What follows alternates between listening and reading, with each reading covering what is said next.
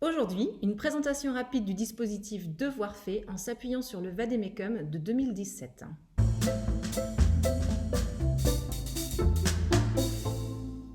Bonjour à tous, bonjour à toutes et bienvenue sur la chaîne Happy Prof. Je suis Valérie Renaudot. Et je suis Stéphanie Chauvel. Nous sommes toutes les deux professeurs et formatrices académiques. Alors, le dispositif Devoir fait, c'est proposer aux élèves dans l'établissement un temps accompagné pour apprendre à réaliser leurs devoirs. Ce temps est nécessaire pour tous les élèves, avec ou sans devoir fait, car il contribue à une amélioration de 15% des apprentissages, c'est prouvé scientifiquement pour le secondaire. Devoir fait, l'objectif, c'est de diminuer les inégalités entre les enfants en termes d'accompagnement à la maison. Les élèves sont bien évidemment volontaires et cela concerne tout le personnel éducatif, même ceux qui ne sont pas accompagnants devoir fait. Les enseignants doivent tous savoir qui est en devoir fait, bien penser à remplir le cahier de texte et charge aux accompagnants de compléter le cahier de texte à la fin de leur séance de devoir fait. Alors, sur une séance de devoir fait, on peut envisager quoi?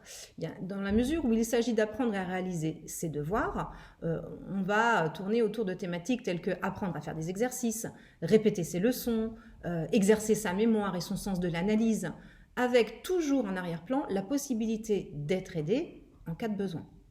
C'est ça, c'est donc réinvestir ses apprentissages, mettre à l'essai ce que l'élève a compris, interroger ses propres méthodes et questionner les démarches proposées. Devoir fait devrait permettre à l'élève, à terme, de s'organiser lui-même ses propres modalités de travail, expliciter les objectifs d'apprentissage, formaliser les enjeux du travail à faire.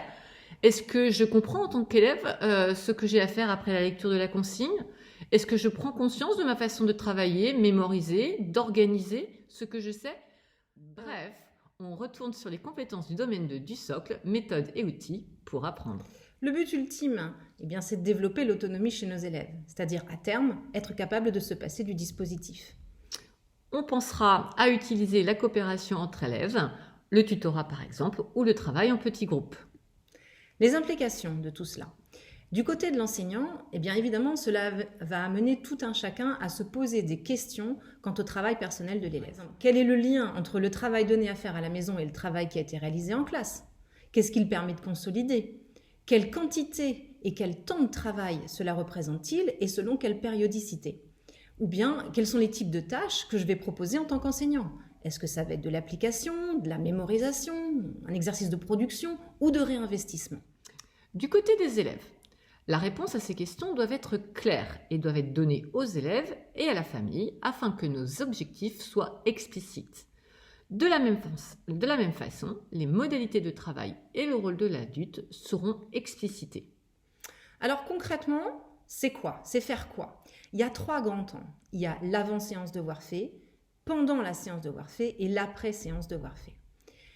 Avant la séance devoir fait, du côté de l'enseignant, il va falloir s'assurer du lien entre les devoirs donnés et le travail fait en classe.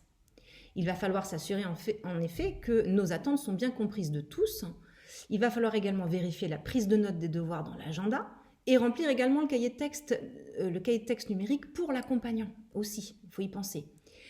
Il va falloir consulter ses collègues pour vérifier une répartition correcte du travail donné à l'élève, vérifier en termes de durée, d'objectifs, de méthodologie et voir aussi au niveau des évaluations. On va également se pencher sur le travail personnel de l'élève en classe, on va observer. Et du côté de l'accompagnant, avant la séance devoir fait, il va falloir prendre connaissance du travail à faire, travail qui a été donné pour les élèves, et il va falloir penser sa séance. Pendant la séance, l'accompagnant va vérifier auprès de l'élève que les attentes de l'enseignant sont comprises. Il peut accompagner les activités, il peut proposer aux élèves de tenir un journal de bord où l'élève va noter ce qu'il a appris, compris, l'écart qu'il y a entre ce qu'il fait et ce qu'il pensait faire. On y reviendra dans une autre vidéo. L'accompagnant va aussi se poser en observateur. Il va observer le travail personnel de l'élève et lui permettre de trouver la méthode qui lui convient le mieux s'il ne la connaît pas encore et proposer des documents en complément si besoin. On vous renvoie par exemple sur Ibico à Jules qui peut être un excellent soutien pendant une séance de devoir fait. Alors à la fin de la séance de devoir fait, l'accompagnant va prendre le temps de revenir avec l'élève sur ce qui a été fait, il va faire un point d'étape et déterminer également ce qui peut être transférable ou non. Après la séance de devoir fait, on retourne du côté de l'enseignant. L'enseignant corrige le travail qui avait été donné et doit mettre en avant ce qui a été réussi. Il va accompagner l'élève dans le pointage donc de ce qui est réussi, mais aussi de pointer les écarts entre ce qui était attendu et ce que l'élève a réellement produit. Et il va envisager une remédiation ou des remédiations selon l'écart produit. C'est donc prendre en compte les progrès des élèves et analyser les erreurs en vue également à plus long terme du conseil de classe. En effet, consulter le journal des apprentissages, examiner les modalités d'organisation du travail personnel de l'élève va permettre de travailler dessus pendant le conseil de classe. Notre vidéo est maintenant terminée. Nous vous proposons de laisser des commentaires car les meilleurs conseils viennent de vous.